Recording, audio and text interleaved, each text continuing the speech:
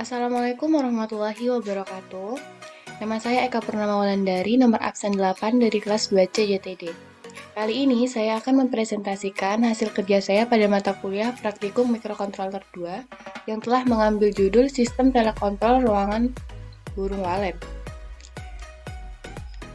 Nah, berikut penjelasan uraian singkat tentang apa yang telah saya buat. Burung walet merupakan ternak unggas yang dibudidayakan dengan sarang sebagai produksi utama. Terdapat beberapa jenis burung walet, salah satunya adalah Colocolia fucipaga. Spesies ini merupakan walet yang mampu menghasilkan sarang berwarna putih. Penggunaan sarang burung walet untuk berbagai keperluan menjadikan peternak memiliki peluang usaha yang cukup baik.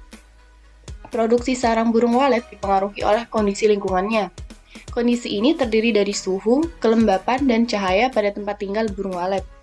Kemajuan ilmu pengetahuan dan teknologi pada prinsipnya dapat diterapkan untuk mengatasi masalah tersebut, yaitu dengan membuat alat pengendali suhu, kelembapan, dan cahaya yang bekerja secara elektronik. Suhu dan kelembapan pada rumah walet dapat dideteksi dengan menggunakan sensor DHT11.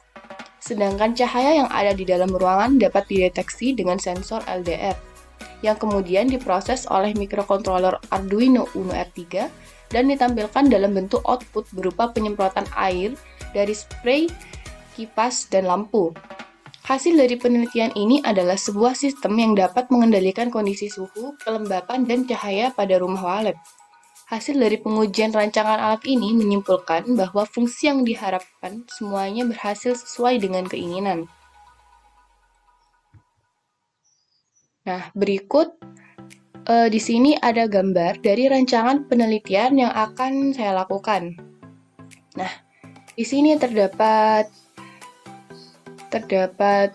gambaran. Yang pertama ada mulai, yang dilanjutkan tahap persiapan, yang dilanjutkan tahap perencanaan sistem, yang selanjutnya tahap pembuatan alat, lalu setelah itu ada tahap pengujian sistem, yang dilanjutkan dengan analisa data.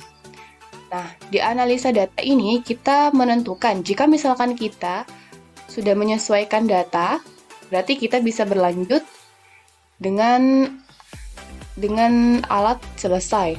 Nah, tetapi jika misalkan data tidak sesuai, kita menuju ke perbaikan sistem, kita mengulang dari awal, yaitu dari tahap pembuatan alat sampai datanya sesuai, lalu alat bisa diselesaikan. Lalu setelah itu, jika sudah alat selesai, berarti selesai. Nah, selanjutnya di sini ada penjelasan dari rancangan penelitian yang telah dipaparkan dari gambar tadi. Yang pertama, ada tahap pertama yaitu studi literatur tentang penelitian yang akan dilakukan. Tahapan ini dikerjakan dengan mencari berbagai teori pendukung untuk membantu mengaplikasikan gagasan secara teoritis. Selanjutnya ada tahap kedua, yaitu tahap perencanaan sistem rangkaian yang bertujuan untuk mempersiapkan alat dan bahan sebelum pembuatan rangkaian. Selanjutnya ada tahap ketiga, yaitu tahap pembuatan alat atau rangkaian dengan proses pengerjaan bahan dan alat sesuai pada tahap perencanaan. Selanjutnya ada tahap keempat, yaitu tahap pengujian yang proses ini menggabungkan tahap ketiga dan keempat, sehingga nanti didapatkan dari hasil pengujian.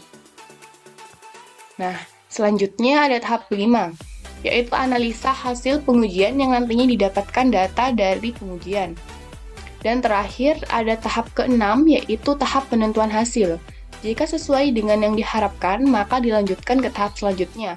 Namun jika gagal, akan kembali ke perencanaan rangkaian. Setelah itu ada perencanaan alat. Nah, gambar di samping menjelaskan bahwa penelitian ini merupakan sistem telekontrol ruangan burung walet yang menggunakan Arduino Uno R3 sebagai mikro utama. Mikrokontroler ini yang akan mengolah data, masukan, dan memberikan keluaran. Nah, sistem telekontrol alat ini menggunakan sumber daya berupa adaptor dengan tegangan 12 volt. Adaptor merupakan sumber daya utama yang digunakan di seluruh sistem. Sumber daya kemudian diteruskan ke keseluruhan sistem rangkaian, baik itu masukan maupun keluaran. Inputan dari rancangan sistem ini meliputi sensor DHT11 untuk mengukur suhu dan kelembapan, serta sensor LDR sebagai sensor cahaya untuk mengatur ketersediaan cahaya sesuai dengan intensitas cahaya yang dibutuhkan.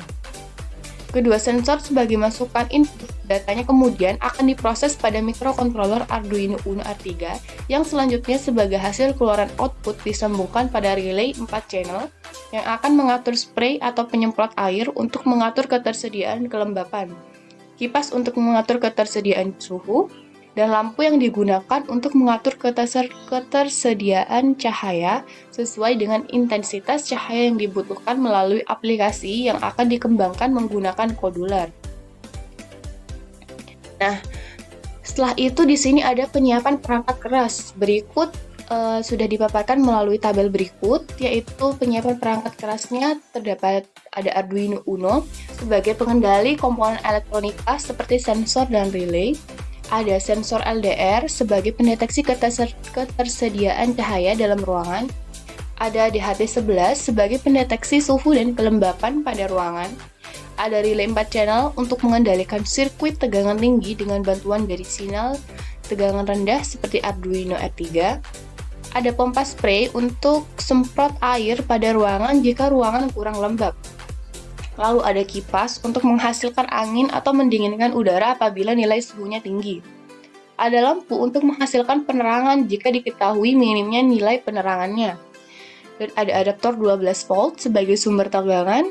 Dan terakhir ada kabel jumper sebagai penghubung antar peralatan elektronika. Selanjutnya ada tahap penyiapan perangkat lunak yang diantaranya ada Arduino IDE dan koduler. Arduino IDE sendiri di sini sebagai aplikasi untuk membuat program, mengkompilasi, dan mengupload program pada mikrokontroler Arduino Uno R3. Lalu koduler sebagai aplikasi visual block untuk membuat aplikasi Android sebagai pengendali sensor LDR dan sensor DHT11 untuk pencahayaan, suhu, dan kelembapan. Nah, setelah itu kita bisa melakukan perencanaan prosedur. Nah, dari gambar di samping ini,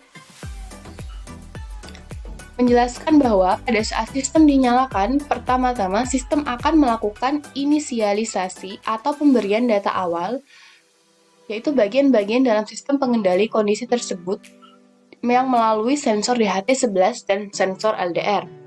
Setelah itu, sistem akan memasukkan data atau nilai dari kondisi suhu dan kelembapan maupun cahaya, di mana setelah dicek jika data cahaya yang diberikan adalah nilai kurang dari 0,5. Maka proses selanjutnya adalah sistem akan memerintahkan lampu untuk menyala. Aliran program selanjutnya berada pada pemberian data suhu dan kelembapan. Jika nilai suhu lebih dari 27, maka sistem akan memerintahkan kipas untuk menyala.